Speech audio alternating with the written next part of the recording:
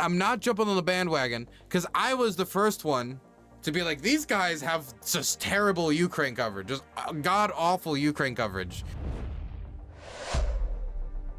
Okay, I was saying it before Destiny, I was saying it before McBeth, but the last thing I wanted to do is loot and take away from the glory of a fellow Marylander, okay? And Ryan McBeth is a Marylander, but because of that, I am going to respond to it. I do want to look at it because Ryan McBeth went into a lot more of the specifics of why a lot of their commentary is very shallow in reacting to one of the recent videos where they react to the Ukrainian invasion of Russia. And I don't know if I'm going to agree with everything he says, because there are things that I probably disagree on with Ryan McBeth. I'm probably maybe more of a libtard than my Ryan McBeth is. I don't know for sure. But I'm really interested in seeing what he has to say on the issue, because when I see veterans interact with the media about war, you do see a lot of fact checking. And God, people know I am like a fact checking addict. I like it like meth. I guess it's just because I have a seething bitter hatred for the amount of disinformation I've seen around the war in Gaza and Ukraine. I mean, seeing so many like dead Syrian kids reposted as dead Gazans by people who supported the people who bombed those dead Syrian kids has really, really irked me. Anyway, let's watch. The news show Breaking Points is misleading people about Ukraine. Okay, there, I said it. Has occurred. Yeah, Save your pads fund. Thank you for another $5 into the soft padding body armor fund. I appreciate it. Oh, I also want to say, like, right off the bat, when I say that I don't think Crystal Ball or Sagar gives deep commentary, I say that from I'm watching their show and seeing them talk about Ukraine and make very basic mistakes, including misreporting and labeling things as war crimes when they're not war crimes. Literally crafting and making up war crimes. For example, and this is just the one example I keep using, and it'll probably be the last time I mention it because I don't like harping on anything for too much. Watching them talk about the Ukrainian missile strikes onto Crimea and saying that they deliberately are targeting civilians on the Crimean beach because a missile was intercepted on way to air defense systems and military bases, because Crimea has been turned into a gigantic military base, and everyone who talks about the war should know that, because from the start of this war, the port in Sevastopol, the base in Sevastopol, was a sticking point from the very beginning. So if you don't know that, that show a lack of knowledge. And so seeing an interception, and you can see it on video as they don't talk about the interception that they show on screen, and then the shrapnel hits a few people, kills them, injures others, terrible, and then they report it as a deliberate strike to kill civilians. To say that is to degrade the value of labeling something a war crime into deliberate targeting of civilians later. Because if the Ukrainians were to actually go and deliberately target civilians in the future, which is, look, I hate to say this, but it's not impossible to see somebody so built up in rage about, you know, Bucha or their village being burned or being occupied that they engage in a war crime on the Ukrainian side. War is a brutal thing and it drives people to those points. But when you talk about this type of, like, when you spread that type of misinformation and say an intercepted missile was a deliberate strike on civilians, or like say, for example, the strike on the Kerch Bridge was a terrorist attack, as other commentators have done, or just give very shallow commentary, then you're going to make it so that when an actual war crime happens, and if you actually ever go and try to report on that war crime, people just be like, oh, you didn't even know anything about that last one. This is probably fake too. This is another fake war crime. And then when nobody can tell fact from fiction anymore, then we've got a problem, because it's going to be impossible to get anybody to believe it if you do this. And that's why the alternative media space needs to increase the amount of research they do when they opine on these issues. Desperately, they need to increase the amount of research they do. Because if you want to be an alternative for the mainstream press, if you want to do that, you've got to offer value. And I hear people say, the mainstream media, they lie about this, they lie about that, and then you go lie even more on your show than the mainstream media ever did, which at least like has some level of accountability, because someone could get fired. You're not going to fire yourself if you own your own alternative media platform. So if we want the alternative media space to actually overtake mainstream media, or at least be as respected as mainstream media, or continue to be seen as a credible alternative to the talking heads on mainstream media, if that's a real goal you want, then you gotta hold people accountable. And when they make these type of mistakes about people dying, You got to grab onto it and hold onto it until they acknowledge their mistake and move on. And if they don't, then the only repercussion should be that their audience leaves them, doesn't watch them, because they don't deserve the viewership, they don't deserve the attention, and they don't deserve an audience, and the audience doesn't deserve to be lied to.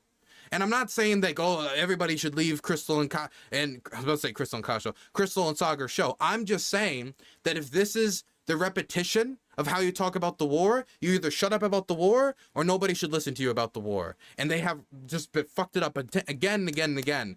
I think on the left, honestly, among the more mainstream-ish alternative media, like when I say mainstream, at least more well-known alternative media shows that are, working with an outlet like The Hill, I mean, this is pretty bad if you're trying to show the credibility of the space. Anyway, let's watch. I don't want to ramble for too long. I have a tendency of rambling. Just a couple months back, Preston Stewart made a video about some of the errors in... Oh, and Kevin, Ayamaya, thank you so much for the tier 2 sub. I appreciate it. Breaking Point's coverage of Gaza. And Preston Stewart is a West Point Army artillery officer, and he continues to serve honorably in the reserves. He was very charitable in his review of their mistakes. I am a retired platoon sergeant and a typical SIG guy. I'm going to be a lot less charitable because at this point, I think the staff at Breaking Points is misleading people intentionally. Now, there is no way a news organization can be this ignorant about military events. These guys managed to be worse than New York Times. And I did a whole video about how the New York Times only had 27 people out of 8,700 staff who were former military. The New York Times is pretty bad. These guys are worse. Now, this video from Breaking Points came out on August 13th, 2024, regarding Ukraine's Kursk offensive. This is an offensive led by Ukraine that has pushed about 40 or so kilometers inside Kursk Oblast of Russia. I say or so because we really don't know. Ukraine has kept such good OPSEC or operational security of the attack that most of the information that we have is from evacuating Russians. Now, the video published by Breaking Points was riddled with errors and conjecture and opinion. Interestingly enough, like Ryan said, the Ukrainians largely have been silent. There have been some, as has gone on, it's been less so. They've been a little bit more loud. But at the start of the offensive, for the first 5, 6, 7, 8 days, the Ukrainians were almost radio silent. There was a few social media posts that were not supposed to be made, but most of the information we heard about, like villages and like cities getting captured, like some of the very small ones, like Sudza, I calling it a city though, is still stretching it. Of these locations getting captured were from the Russian side because the Ukrainians were like radio silent. And so, again, a lot of the opining on Ukrainian intentions about what they're actually trying to do, what they're actually trying to capture, what they actually mean to do with this offensive is just that. It's opining. Even when I talk about it, I think, for example, one of the goals of this offensive is to divert troops from Pokrovsk, from the Russian side, to Kursk to remove pressure, even if they've removed some manpower from this axis as well. I think that's one of the intentions, but that's me opining because the Ukrainians have not announced their official intentions. So anybody saying for sure this is what they're doing is somebody claiming something they cannot know. Like this is the 100% the reason why they're doing X, Y, and Z. They don't have knowledge of that. And I'm going to go over this video frame by frame and mistake by mistake and correct the record. Now, I'll only be showing selected clips. This video is under their copyright, but this review is fair use for commentary. And believe me, I got some commentary. So just as a note, you can watch the full video from Breaking Points at the link below. Can I just say, and I don't mean this as an insult, but Ryan seems feral. He seems he's given me a look of like he wants to put like his hands around my neck. He wants to lay down. He's ready. Okay, that's all I'm saying. He feels ready. And all of my data can be found at ryanmcbeth.substack.com. Maybe too ready. For free. Let's get started. The first misleading statement comes within the first 10 seconds of the video with this line from co-hosts Sagar and Jetty. We have a crazy situation right now in Ukraine. Media that barely even wants to report it. The United States is currently backing a full-blown invasion of Russia. Can I say, on one hand, I do think the media could report on it more and talk more about the bits and pieces. But this is also like the first time I've seen the media give this any attention and so much time. And every single conversation I've had when I was in Miami and from all the people I know right now is about Kursk. Everybody's asking me about Kursk.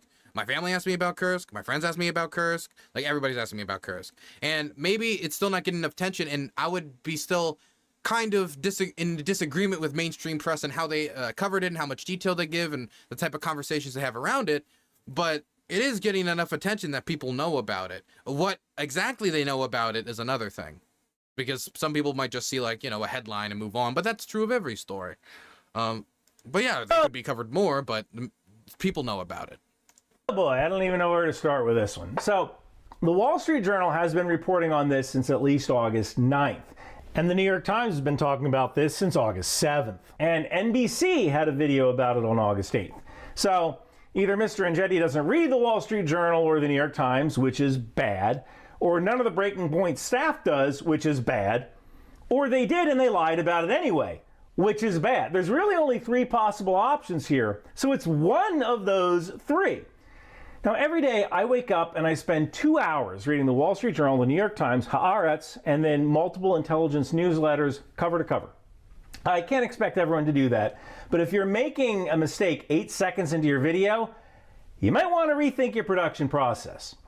Or you're doing it intentionally, knowing that your audience is never going to check. Hi, I'm the guy who checks. Now, there is one other possibility, and that is, since there really is no video coming out of Kursk, the nightly news or CNN just has a harder time talking about it. No video, no story. There's only so many times you can show the same Su-27 flying over the same patch of ground.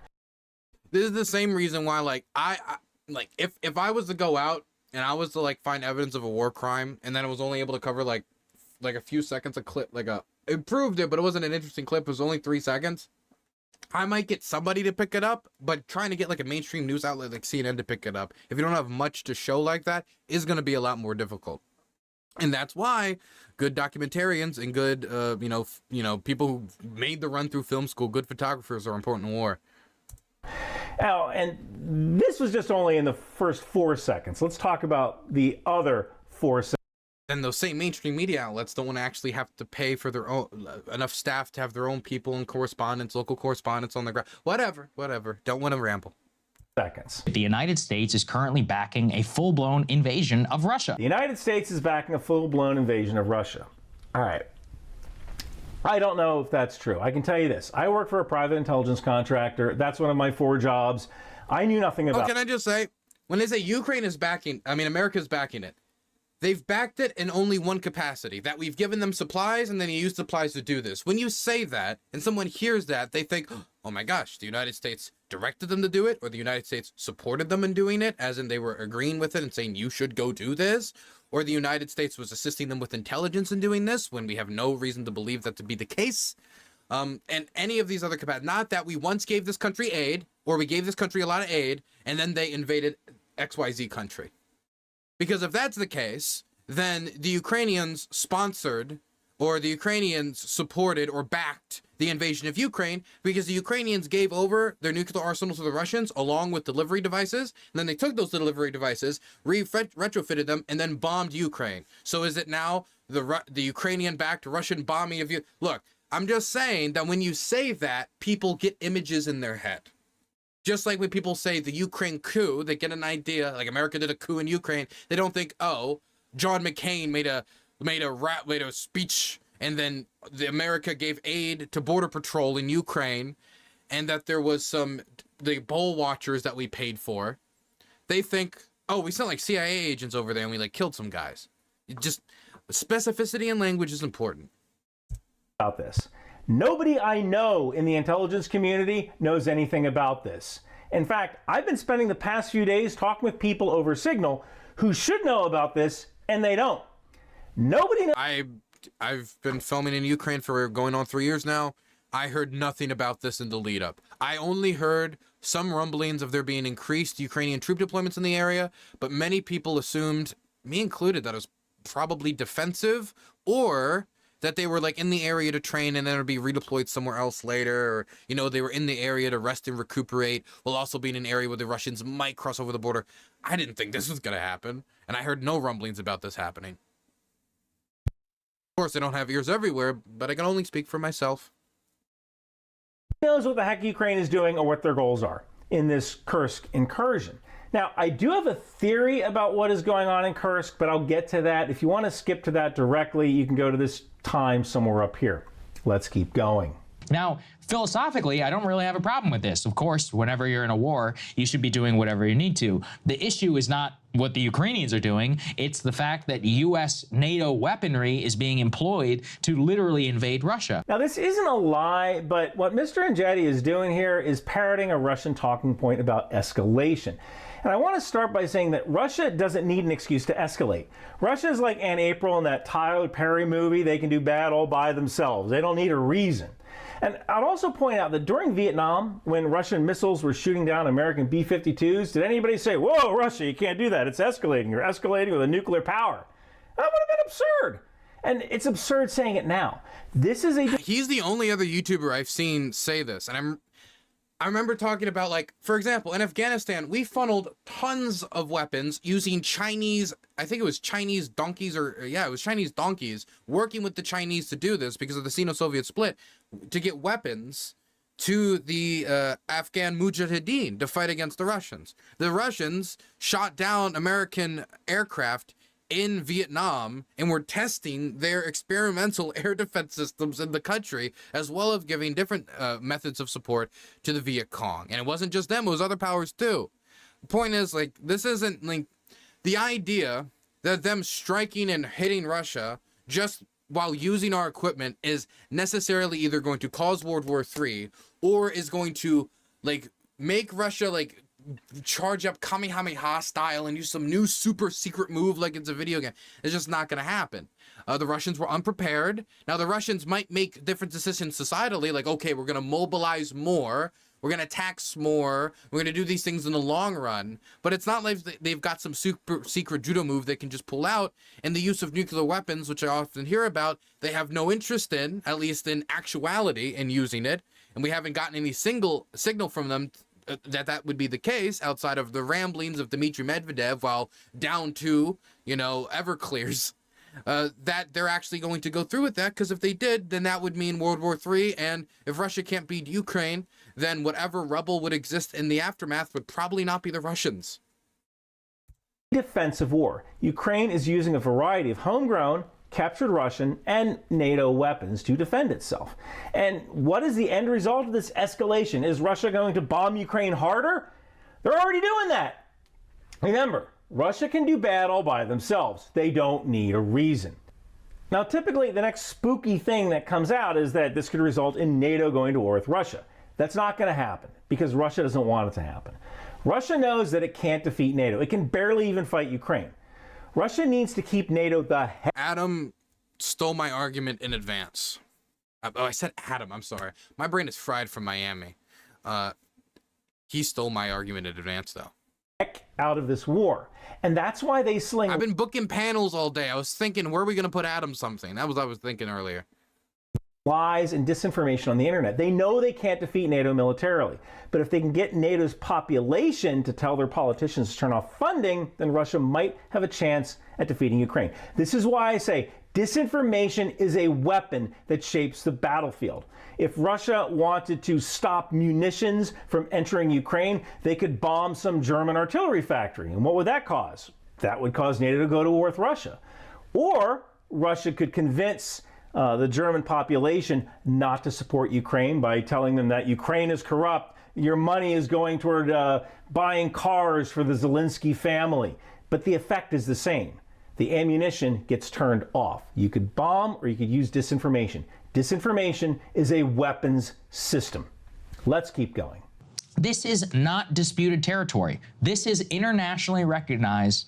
And I believe Ryan also believes that since it's a weapon system in his belief, and I do believe that, you know, disinformation is used in part of information warfare and therefore is part of war, that therefore disinformation actors could be considered legitimate targets depending on their operations. Not like if you're like you know, scamming somebody and saying, you know, I want to scam your grandma. But if you're engaged in like disinformation to destabilize a state that you are in conflict with, that's something that Ryan talked about. I saw it created quite a reaction. Invasion. And that is literally the justification for every dollar of the hundreds of billions that we have shipped to Ukraine. Okay, so there's two things wrong with this. Mr. Engetti is kind of implying that Ukraine has lost the moral high ground because they invaded Russia, and this is supposed to be a defensive war. And he talks about billions of dollars we sent to Ukraine. Now, one trope among Russian sophists is that the U.S. is loading up.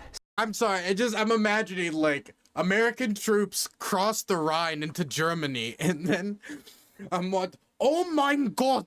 The moral high ground has been lost by the Americans. I'm just come on, get out of it. No, come on. C-17s with pallets of money and just releasing it by parachute over Ukraine like the Joker in Batman, and that's just not true. We're sending some cash and other. A lot of M113 transport vehicles, a lot of Vietnam era equipment my peepaw was working on when he was in the Marines. Countries that have fewer weapons are sending cash, but for the most part, we're sending old weapons. Rocket fuel expires. If we don't shoot these HIMARS and Patriot missiles, we have to send them back to the factory where they are disposed of in a very expensive demilling process because it's hazardous waste. Now, ideally, we could shoot them, but there aren't enough training days on the calendar to do that. So why not give these expiring weapons to Ukraine? It saves disposal cost. This is not only true about about our weapons, though. This is also true about a lot of other countries. For example, while this wasn't weapons, in the UK, they were about to destroy like a bunch of cars that I believe were either like stolen. For whatever reason, they were destroying a bunch of cars that did technically work even if they weren't in the best condition. And then the Ukrainian like local officials said, wait, why don't you just donate them to Ukraine? It became a tiny social media diplomatic incident before I believe the mayor of London, who was doing the program, who was going to destroy all these like gas guzzling cars, and it was like, oh, environmental standards. I remembered what it was about. He was like, fine, you can have the 500 trucks, which 500 trucks is like a lot of trucks. It's like a lot of trucks and vehicles, actually. When you think about like losing like 5, 6, 7, 8 like vehicles a day on the front like that, 10 on the Ukrainian side openly documented, something like around those numbers maybe. I mean, that's like that's like a lot of trucks when you put it that way, you know? And that cash he mentioned goes to buying new rockets. That means American jobs are produced for stuff we have to buy anyway. Let's keep going. And then just consider, can any great power nation sit there and tolerate an invasion of its own territory? Honestly, maybe. You know, I mean, it's doing it right now, man. It's doing it right now. If you stretch out your territory this way, then yeah. And I mean, like, great powers have done it before. In fact, like the Russians have a whole like famous thing about it in Napoleon, and you know they burnt down Russia to save Russia, and then they rebuilt Moscow so much more beautiful.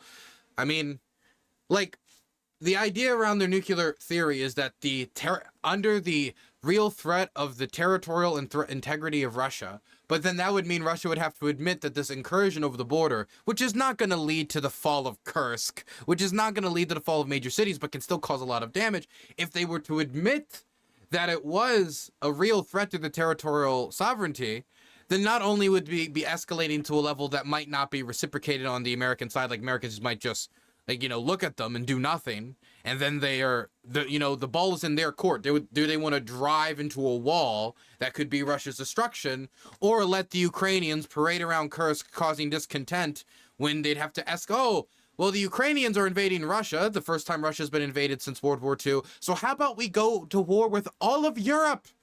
If Kursk was not this well defended, how do you think it is on the border with Estonia, Latvia, Lithuania, or Finland? They've taken 80% of the troops away from Finland.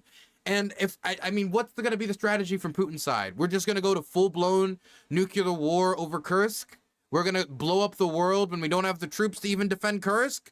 I mean, what's the goal when everybody starts blowing them up and like moving ground forces and they start fighting the irradiated waste? Like, yes, the world would be destroyed. It'd be awful, but Russia would be extremely destroyed and possibly largely occupied, depending on how it went.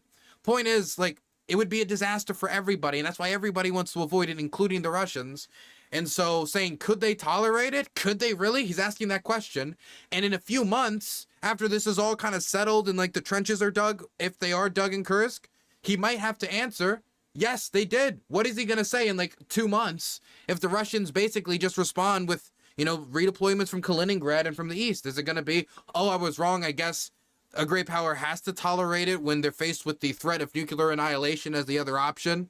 Which, when said out loud, that actually isn't that crazy. Definitely when the Russians have the alternative of just negotiating for the territory later. So what's the option? Negotiate for the territory later, possibly, if the Ukrainians occupy it for that purpose, or nuclear annihilation. So yeah, I think the likely option is in 2 to 3 months, the world is not blown up. I do think that is what's going to happen in 2 to 3 months. Maybe the Russians mobilize more people. Maybe they even spend less on social services and more on the war, which I don't know if it's going to have a positive effect for Russian stability. But I certainly do not think that the option of the Russians basically doing nothing in the way he's thinking is like crazy or impossible. In fact, I think it's the likely outcome. One of my master's degrees is in engineering management. It's basically an MBA for engineers. And when making business decisions, one option is always to do nothing. You know, some people say that Ukraine... Swear to God, I did not pre-watch this. I swear to God. I promise. I promise you. I promise you. started this incursion because they want Russia to move troops from the south to the north so Ukraine can attack You in just the keep south. stealing my... Can we cancel Ryan for continuing to steal my... You know what it is? This is what it is. And this... We've heard some of these arguments so many times that we've all kind of developed into the same movements and flows. Debating about Ukraine now when it comes to these arguments after 3 years is like repeating like a judo move. And if you've trained it enough times in like a judo, because we all just know like, hey, the odds of them starting nuclear war is not that likely. You're just all repeating the same move. So him throwing a punch and us all counting with the same counter, I mean, man, it's really gotten that stale, huh? This is really the best. This is the best they have to offer. This is what the Hill is funding. I don't think that was the plan. I say that because, let's say Russia takes 1 out of every 3 soldiers out of the Zaporizhia, Kherson, Donetsk, Luhansk to form a new unit and go north. Well, you still have a bunch of landmines and fortifications to deal with, so you really haven't reduced enemy capability all that much. Remember that scene in the 2004 version of The Punisher where Frank Castle hits the Russian hitman and the dude just looks at him like, what? Russia may view this incursion as a do-nothing response. Yeah, contain it, but don't let it detract from your main goal, because eventually the advance should run out of steam. This is the thing that I was warning about in some of my Kursk updates videos. I was really concerned about, like, what happens if the Russians just try to bite it? The Russian population is apathetic, which is not unlike a large portion of the Russian population. And then the Ukrainians are still under the same pressure in Pokrovsk. Which seems like a crazy thing to imagine, that the Russians just have to eat it in Kursk and hope that conscripts and redeployments from Kaliningrad and elsewhere can like grind them down, like slow them down enough so that they just don't, maybe they take Koronevo, but they don't take like, you know, the nuclear power plant. And that, you know, that'd be bad for the Russians, but what if they decided to bite it? But then again, like the political pressure that's going to come for that, when Putin has been hesitant to engage in mobilization because of the potential political backlash, because that's the one time his polling fell, does suggest to me that Putin still cares about the political pressures. I mean, I think it's part of the reason they haven't really announced much of a response. They haven't been really big on their media game, is because they're still trying to think, how do we sell this to the public? How do we talk about this? That's why a lot of like of the big talking heads like Solonyov are kind of mouth agape right now. They don't really know what to say. They don't know what attack path to go on. Just like eventually they be pushed out. They'll eventually be stopped. It'll happen, I guess, sometime. Maybe. It's almost like by ignoring it and not reacting to it, Russia is refusing to take the bait. So let's keep going. And there is no doubt, Crystal, that this is 100% with the backing of the United States. Oh, there's doubt. How can he say that so confidently? Yo, I'm sorry, but Sagar used to like, didn't he used to do correspondent on like the Hill around like military affairs? I forget who he corresponded for, but I think it had to do with foreign affairs. I think it might have. Why? How did? He's not like a like just some random podcaster streamer like me, you know. I mean, he's done some journalisms. It's just a lie. He says 100% backed. Does he just mean like there's equipment on the ground that is American? Because if that's the case, then the Russian invasion of Ukraine, again, like I said earlier, would be backed by Ukraine. I just don't get it. It's backed in that way exclusively in this language, I think is deceptive. I think they supplied might be more accurate, but whatever, I understand it's the internet, hyperbolic language is all the rage. And if you could say, well, technically the ammunition is backing, but I still think it's not particularly straightforward in clear language. Clear and concise should be the goal as a journalist. I doubt it because, again, I don't know anybody who knew this was going to happen. Ukraine has displayed incredible OPSEC, almost to the point where they didn't even let NATO know. Let's keep going. Can we sit here and risk a literal invasion of Russia at the same time that we have billions of dollars in Wait. Back up. What do you mean risk a literal invasion of Russia?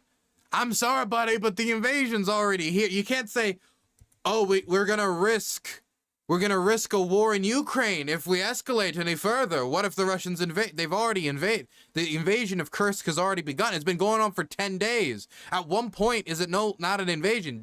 What day does it click over? Day 20, day 30, day 40? When did the Russians invade Ukraine? Was it February 24th or was it in March? I don't know. It just seems like, are we going to allow it? It's already happened. I don't know. It's not really our choice to allow or not allow. You mean, are we going to go to them and say, no, leave? Stop. The first time you're gaining territory forever. First time you have any momentum. You know, you're taking all these POWs that can be exchanged for Azovstal and just go to them and say no. I mean, we wanted them to do combined arms warfare. This is combined arms warfare, and it's in an area where that's not pockmarked all across all the roads and covered in TM-62 landmines. I mean, why would we go to them and say no, pull back? Is it the escalation fear again? Because I thought that when the Russians invaded Kharkiv, that would be considered escalation. Did the Breaking Points channel talk about, wow, the Russians escalated in Kharkiv, they've invaded? I wonder if Ukraine's going to respond in some way. Why can't Ukraine respond?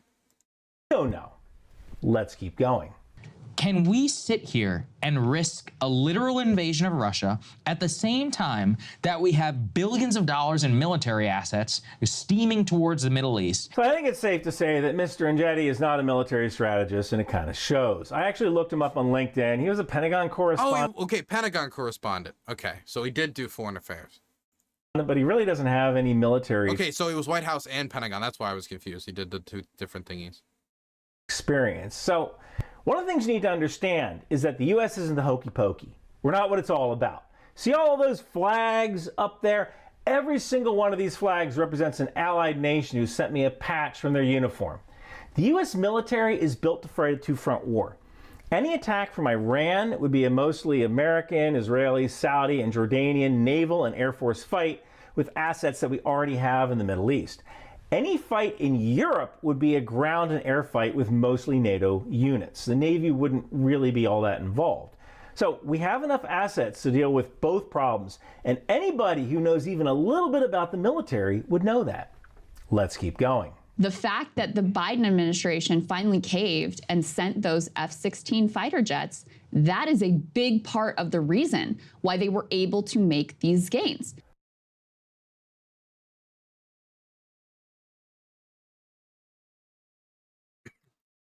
At no point during the stringing together of those words and sentences did I find an inkling of anything of value. There was no value. There was no truth.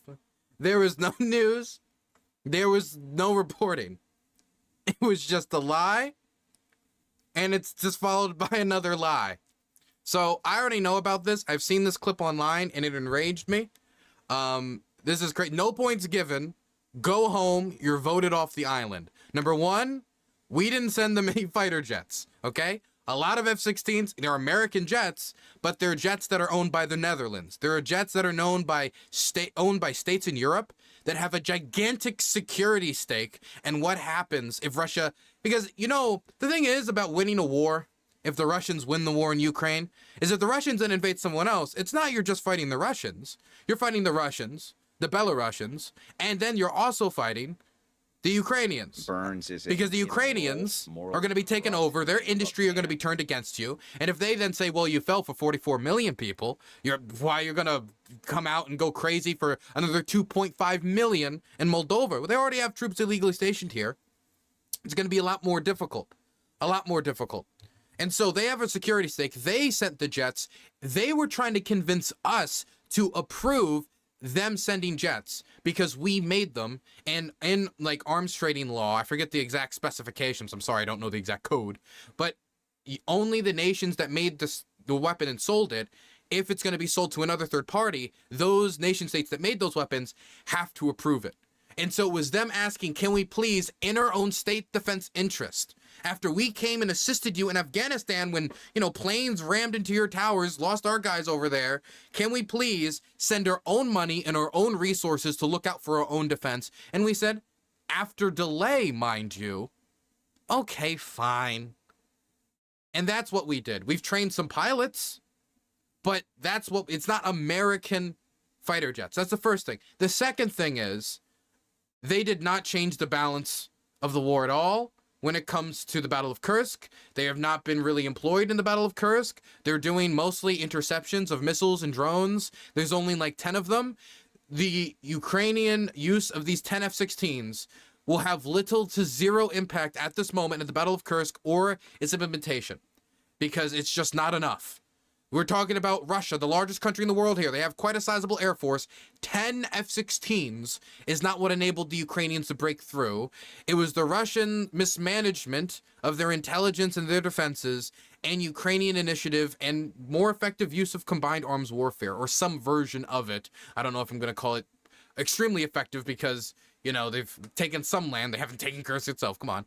But just, it's completely off base. It's off base when it comes to what those planes do for Kursk, and it's off base when it comes to what those planes, where those planes came from. Just off base on every level. Okay, so I don't even know where to begin here. First off, the Biden administration did not send any jets. The F-16 fighters are older jets from the Netherlands and Denmark, although Belgium and Norway have pledged jets. I don't think any of those have arrived yet. So these really weren't our jets to give. Now, when you do a transfer to another nation, the initial nation that sold you those jets has to approve that foreign military sale. There's rules in the contract about foreign military sales and transfers, and failure to abide by those rules mean you're in breach of contract. So the U.S. had to approve the transfer, but they're not U.S. jets.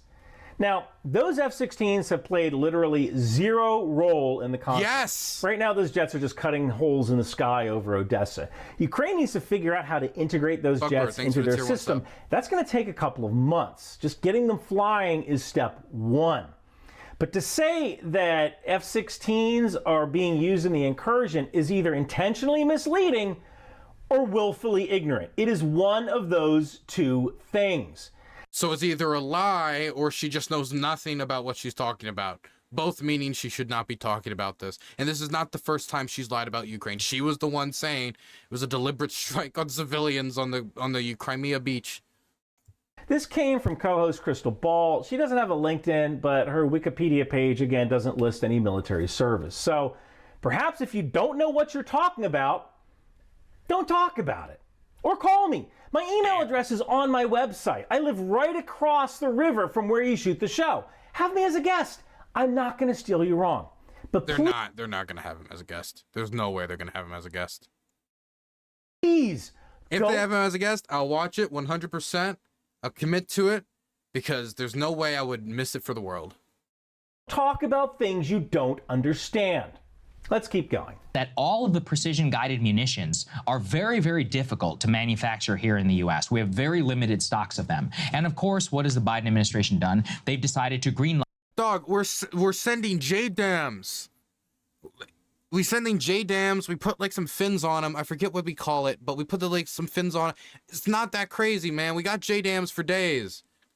They're dumb bombs that we retrofit and we give like fins. And then like that's not the problem. The problem is the more longer range stuff. And there was actually a deal I heard, and this is, Birdie told me, right? And we also got some reports. One second, where is it? That not only is the Biden administration considering sending longer range LRASM missiles and JASSM missiles, which, to make a long story short, go long, over 300 kilometers, go boom, could be launched by F-16s. Not only is that being considered by the Biden administration, but the DoD also announced a $130 million contract for Lockheed Martin to increase missile production of these weapons. So they are considering sending those as well, but currently we've only approved like JDAMs, but they are considering this and are making financial investments to increase production. I don't know if 130 million is enough. I'm not a defense contract expert and I will not opine on what I do not know, but they are making those investments. Like shipping those precision guided munitions for the F-16 back to Ukraine. This is incredibly. JDAM is the kit? Okay, thank you. I forgot the specific terminology. It was like, thank you. Misleading. The truth is that there are some precision guided munitions. Yes, Ryan McBeth, tell us the truth. Tell us the truth, Ryan. Tell us, please. That are difficult to manufacture, but the precision guided munition that was sent in this case is a type of bomb called a JDAM. Okay, so he knows the specificities better than I do. He was in the Army for I don't know how many years. Army? It was the Army. Yes, it was the Army. I've been doing this for like almost 3 years, so close enough. I swung closer than Crystal did. Joint direct attack munition. I believe they also have some JDAM ERs, which is an extended range glide bomb. Now, these are not that difficult to manufacture. The JDAM is basically a dumb bomb. We have hundreds of thousands of these things. And we take a bolt-on kit and we slap it onto the weapon, and now it's precision guided. It is a really cheap solution, and we have plenty of them. The next thing I want. See, when I said fins, I meant those things on the back. Those things. Fins. And we take a bolt-on kit and we slap it onto the weapon, and now it's precision guided. It is a really cheap solution, and we have plenty of them. The next thing I want to show you is where Mr. Engetti just kind of drops the mask. If you didn't think that Sagar Engetti was pro-Russia, you will now. And usually when the Ukrainians pull some terrorist attack or whatever in Russia, they're like, oh. Look, Dog, what? Terrorist attack? Wait, really? Really? Come on. This is the level we're going to Hassan levels now. We're down to Hassan level. Sagar's down. So it's Sagar and Hassan we're down to that level. For those of you who don't remember, Hassan said that the Ukrainian military strike on the Kursk bridge was a terrorist attack. Completely ignorant of the laws of war, completely ignorant of what is like even just common parlance called a terrorist attack. Blowing up a supply line is terrorism now? Okay, well, I guess every single strategic bomb is terrorism. What is war but terrorism? Everybody's brain has just been melted by the war on terror, and everybody's turned into just Bush terrorism. Everything's terrorism now. My gosh, really? Come on.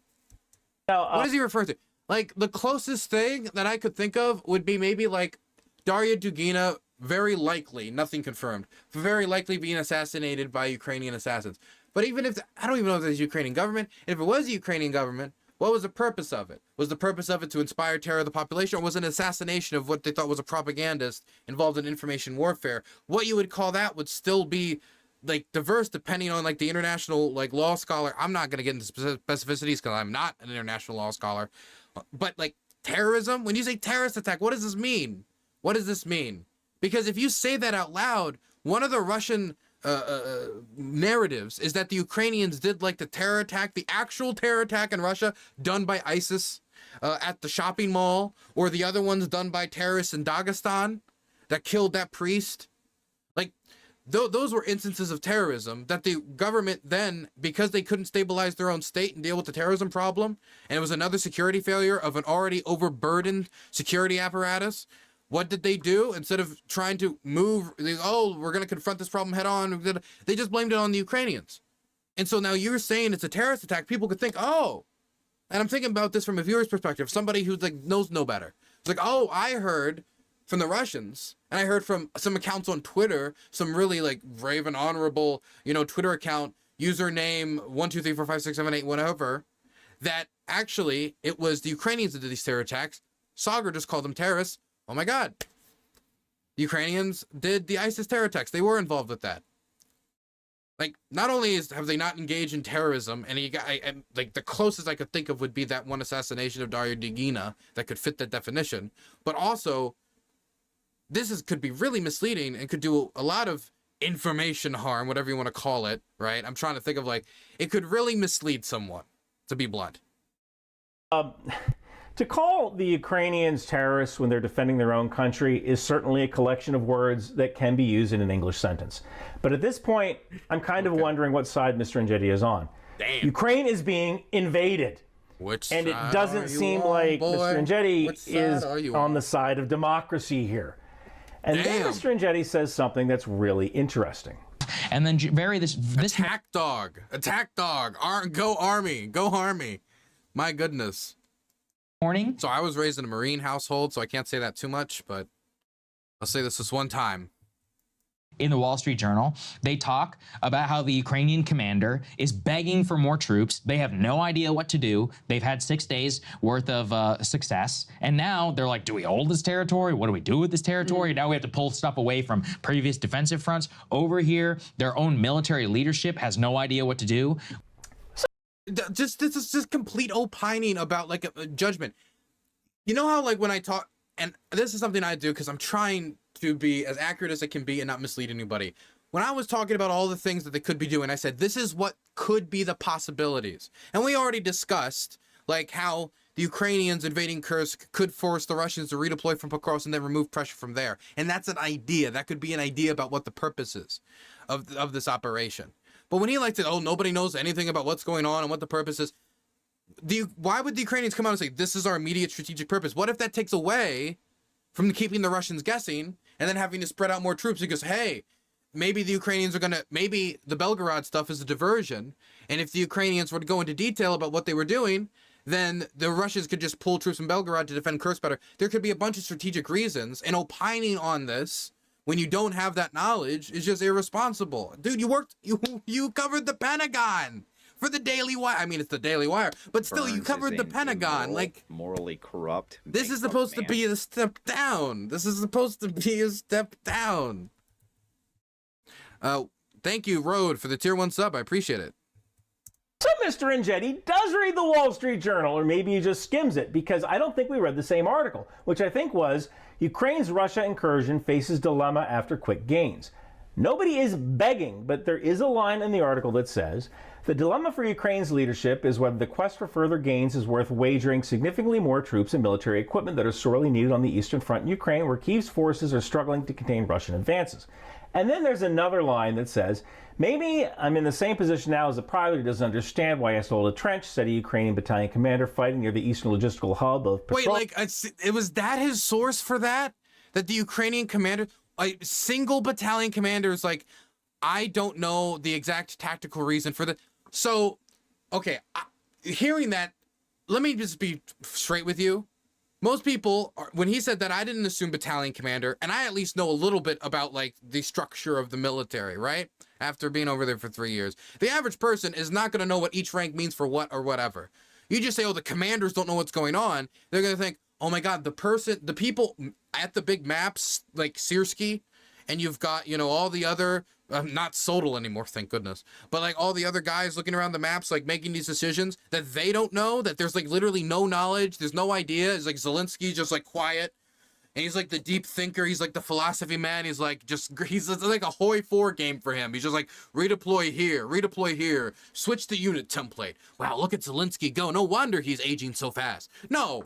Of course they know. Of course they know. But not every single private's going to know the purpose of every operation, especially when you're trying to keep that operation a fucking secret. How? Oh my God, this is on the Hill. They spoke for the Hill. It's supposed to be a semi-respectable publication. Where Russia has accelerated its advance in recent weeks, but my 1,000 men are very badly needed here. Not for the Hill, let me be clear. But gave opinions on the Hill. If you're put on a news publication, they think you at least have something of note to say. And the truth is that every battalion commander is going to ask for more men. Nobody. Not on the Hill anymore. They went solo. Oh, I guess I didn't know that. Congratulations, Hill. You wiped your hands of this one. Nobody has ever won a war by Have you? Because did you create the monster? Nah, the Daily Wire did, I guess. defending.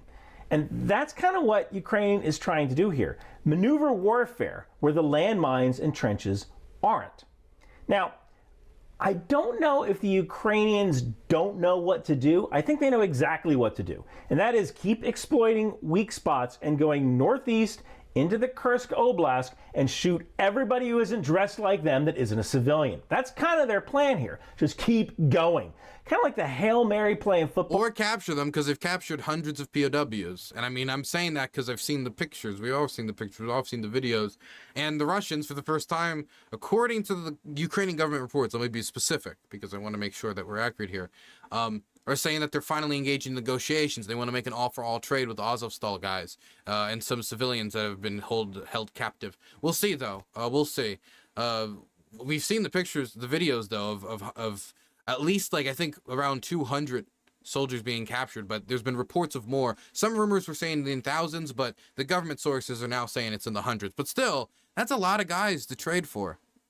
And they might take more, especially if the Russians continue to use these not exactly well-trained conscripts. Pass the initiative to who's ever open and don't get bogged down. Just keep going. So I'm not sure if we read the same article, but that article will be below if you want to read it, although it might be paywalled. Let's keep going. So yeah, it's been a good PR stunt. So here's where I give my analysis. I don't know exactly what Ukraine is doing, but I can give three possible options. And no, it's not a PR stunt. That is a side effect. That's incidental. Number one, it is possible that Ukraine is trying to reach some kind of objective in Kursk, although I don't know what that is. Number two, it's possible. Oh my gosh. I've never felt so much ecstasy at someone saying, I don't know. Well, this is a feint. This is a military operation where you give the impression you're going to do something, but actually you go do something else. So perhaps Ukraine intends to attack someplace else, but they don't want Russia to know that, so they want Russia to think that this is the main effort. And number three, I think this is what Ukraine is really doing here. I think Ukraine is trying to force Russia into a general mobilization. And when the war first started, it was fought with active duty volunteers, kontraktniki. And then Russia went through this period of general mobilization in September 2022. That was a freaking disaster. Their records weren't up to date. Conscripts were being pushed into units. Let me just say, because we want to be even-handed here, I know some people working in Ukrainian conscription. I remember saying, like, hey, man, how's conscription? How's the system? He's like, man, they still got the Soviet mentality.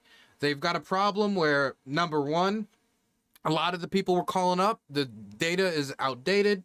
A lot of it is outdated, and we're calling people up who are either too old or in some instances dead. Russians had the same problem. I can't really compare the scale for you because I don't have contacts within the Russian army that know that. And I asked him, how much of this is digitized? And he said 1.5%. That was in 2022. Advance a year later, 2023. I asked him, how much of it is digitized now? 2.5%. Since then, there was a huge mobilization changes, and they've digitized a decent amount. They actually had like a digital sign-up stuff, and they made a lot of people have to go out and like reform the paperwork, and it's gotten better, and it's continuing to get better as the government is working on mobilization, even though they delayed a lot of this for a while, and that's one of the big critiques I've seen from a lot of Ukrainian mill bloggers, and specifically from me talking to soldiers, as they have also critiqued the delay. But they are moving forward, but it's also been a problem on the Ukrainian side as well.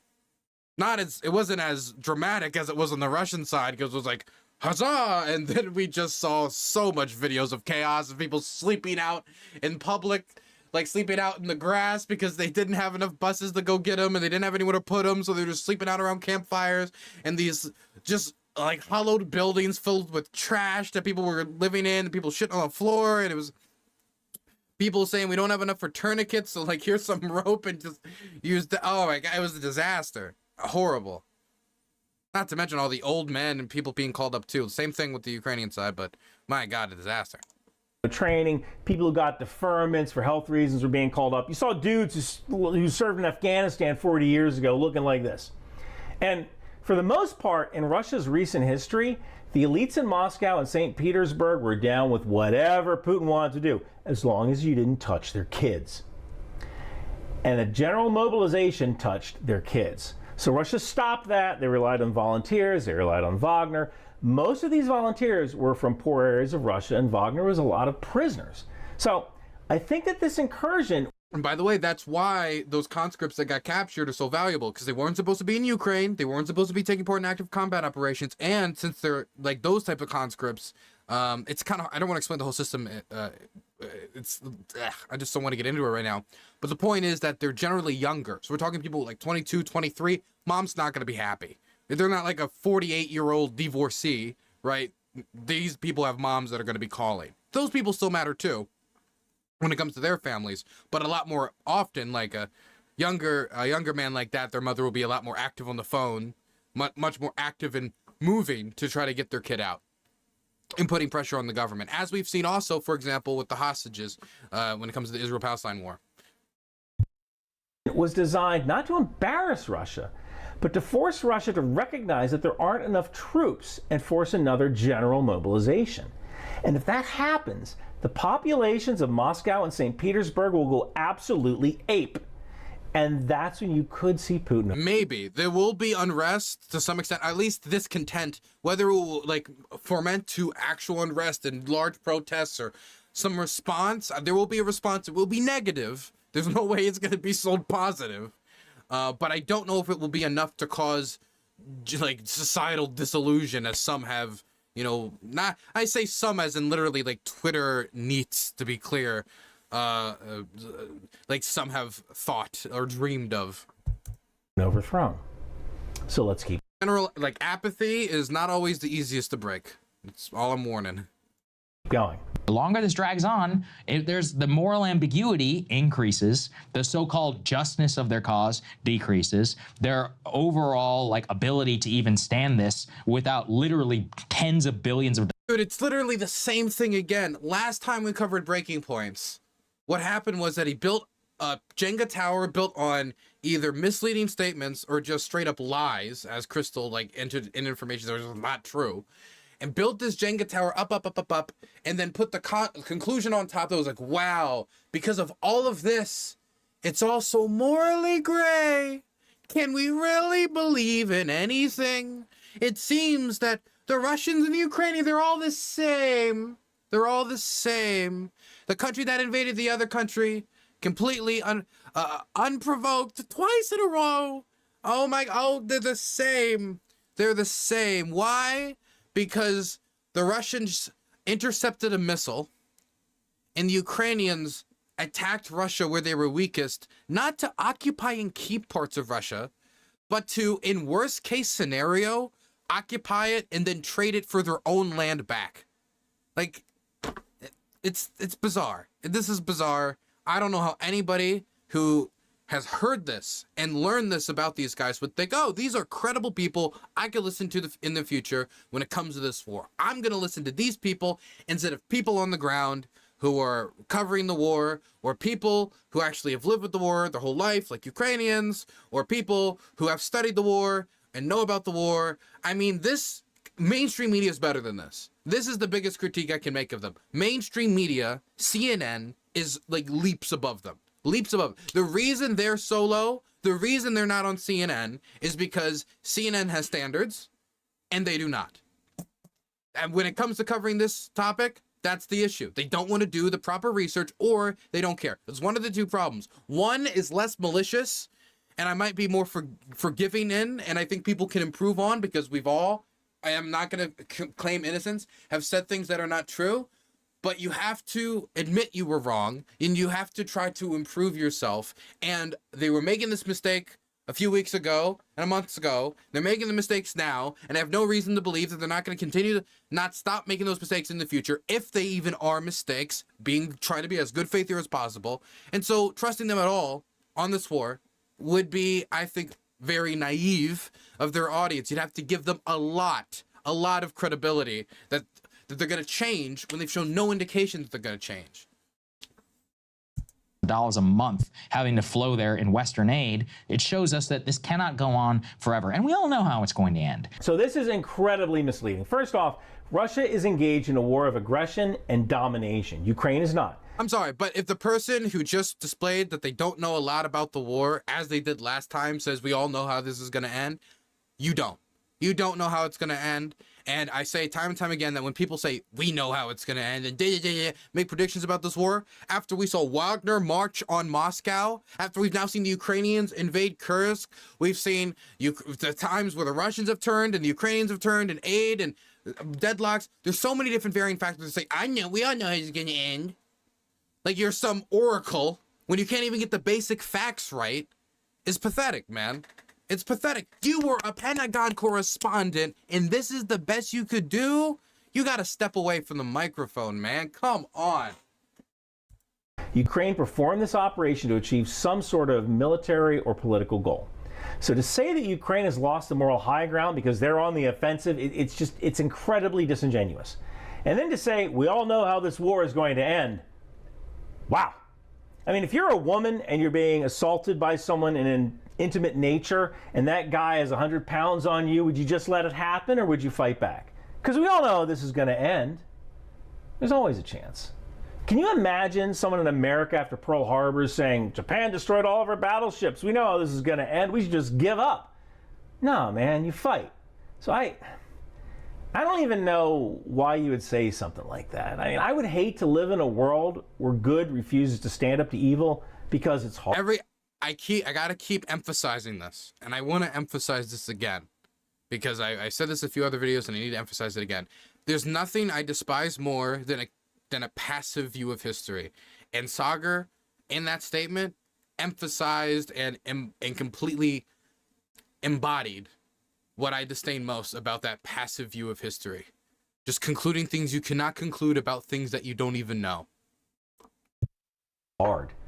I mean, doing the hard. Literally like fairy tale, like politics. It's like, well, the Russians are very powerful. They're very big, and so the Russians have to win, even though they've lost wars in the last 30 years, and they've lost wars before that, and they've lost other wars, and then to much even smaller countries than Ukraine with even less popular. Like, it's like Russia has not been invaded since World War II, and we're really saying like we all know how this is gonna end when a historical precedent continues to be broken. Come on. Hard thing is part of being the good guys. So there you have it. Best journalists will always be those who always try to remind themselves of what they don't know before they just remind, oh, what do we know? Let me know my limits. Let me know what I should not opine on and speculate on, or if I do opine or speculate, I identify it as opining and speculation. The people who are the most, I'm 100% confident of this thing, I immediately was then wrong about. Like, don't trust these guys. Have it. Yeah, Breaking Points has managed to mislead its audience with inaccuracies, poorly researched statements, and questionable motives. It is disheartening to see a platform that claims to represent the truth fall so short of the mark, especially on an issue as critical as the war in Ukraine. It's one thing to make mistakes. I mean, everyone does. But when those mistakes consistently align with harmful Russian narratives and misleading takes, it becomes something else entirely. Misinformation can have real-world consequences, and in times of war, those consequences can be dire. My advice, fact check everything, guys, especially from sources who should know better. Like me, I'll come on the show as your intel guy. I live right across the river. I can make it happen. Marylander! Maryland, Chesapeake superiority. And your show will be better for it. As viewers, we have a responsibility to hold media accountable. And as content creators, we have an even greater responsibility to be accurate and transparent. If you're looking for a balanced take on these issues, dig deeper, cross-reference, and don't take everything at face value. And hey, if you want to support the channel, hey, grab one of my Intel Life t-shirts. Intel Life, wow. I'm gonna be the worst guy and click away while he's doing his ad.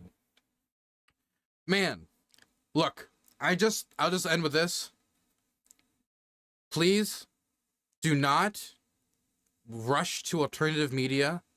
And in the rush to alternative media, because of your disdain for certain aspects of mainstream media, the lack of, for example, local sources, or people they have on the ground and local correspondents, for example, in areas like Sudan or areas that are important that they're not covering enough, things they're not emphasizing, long form conversations they don't want to put on the air, the amount of airtime for ads, or any of the different critiques about times that they just straight up got stuff wrong. Do not, in your rush to find a different alternative, jump to people who are doing their job much worse on every level and have nobody to hold them accountable because they're going solo and there's nobody above them that's going to be like, oh, well, you're demoted, Sagar, because it's his show.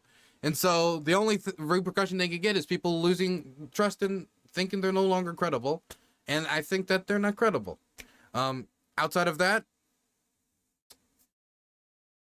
Maryland up forever. Did you know all Polish people can beatbox? I'm afraid to click these links. I'm afraid of chat links. You guys, chat links have been more malicious.